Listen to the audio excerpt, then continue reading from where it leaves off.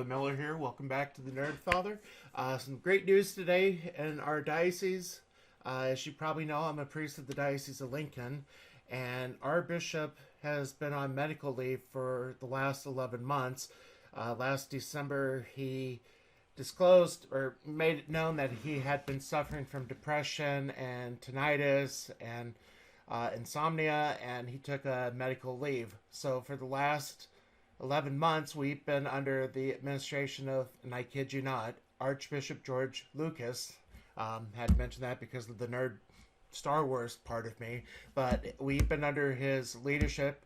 And today, actually yesterday, I was told about it last night, but I must have missed the email. But our bishop is back today. Bishop Conley is officially back at the head of the diocese, and we just finished a Zoom call with him.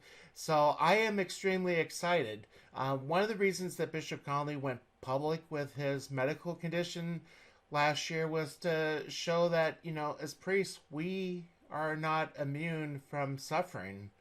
We too do struggle mentally at times with issues. And really, who can blame us? Look at the scandals over the last few years. It's a hard time to be a priest when you're constantly being attacked over and over and over again, or you're automatically being assumed that you are a creep because you are a priest. And the bad things that a few priests have done kind of hover over all of us. So I wanted to look at the press release our diocese just issued. Basically, yesterday, Pope Francis authorized Bishop Conley to resume leadership of the diocese today. So, Friday the 13th being unlucky? Nah. Anyway, Bishop Conley took a leave about 11 months ago today, and I was at the seminary when he announced it. Basically diagnosed with depression and anxiety, chronic insomnia, and deliberating tinnitus, basically ringing of the ears, and I can't even begin to imagine how bad that would be. But the bishop was told to get some medical and psychological treatment, which he did, and he's been away, and now he is back. So, again, I only got on the conference call partway through it, but one of the things we've been doing over the last year pretty much has been continuously praying for our bishop, praying for his return, praying for his health. And today our prayers have been answered. So, and as the release says, he added that he hoped his own struggles would help lift the stigma of mental health issues and show that there is light at the end of the tunnel for those who suffer from mental illness. So, again, to show that, as priests, even we priests suffer.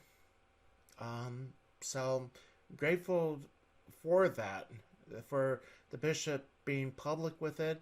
I'm grateful for Archbishop Lucas's leadership during this time. I'm excited to be able to continue working with Bishop Conley. We're still limited as to what we can do during this time of the thing that shall not be named.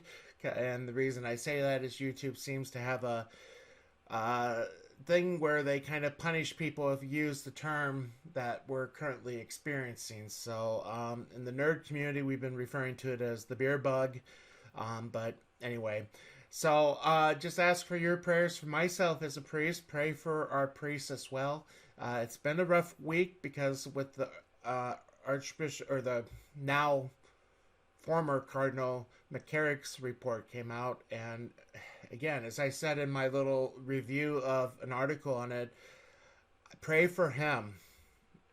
What he did is beyond disgusting, and he will have to give an accounting to God for the crimes he's committed and the scandal that he has given to the church.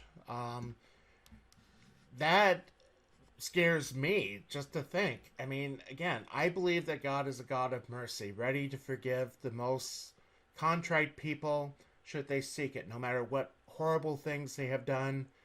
The question I used to ask in my class all the time, and I kind of got creative, was in an alternative universe where we still won the war, but Hitler was captured alive, Hopefully I won't get struck down for that word. Again, sometimes YouTube is a little picky on that. But suppose we captured him and he was never baptized. Now Adolf's sitting on death row waiting for his execution for crimes against humanity, and he comes to accept Christ. He truly comes to accept Christ. Knowing what you know about the sacrament of confession, should he be able to go to heaven? That's a tough one. But the thing is, if one is truly sorry for their sins, whether they haven't been baptized or whether they are baptized and need to go to confession, no matter what one has done, one can always be forgiven of their sins. If they have never been baptized and they do accept Christ later in life, the beauty of baptism is it not only forgives original sin, but all sins that one has committed up until the time that they are baptized. If one has already been baptized and gets forgiven of their sins, then they have to do penance, whether it's here on earth or in purgatory. So seriously, pray for Theodore McCarrick. Pray that he really truly converts, that he has converted. I don't know. We really haven't heard anything from him. I'm kind of grateful for that. I've never been a fan of his, but anyway. So, great news.